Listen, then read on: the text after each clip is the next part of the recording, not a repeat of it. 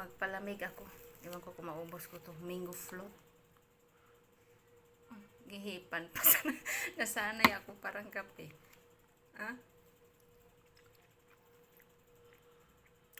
Yummy. Mainit kasi kaya gusto kong kumain. Ito naman may salad. Bigyan ko tong mga anak ko. 100 siya guys.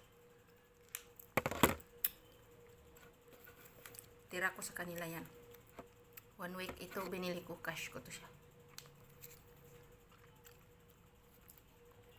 Treat kong sarili ko kain.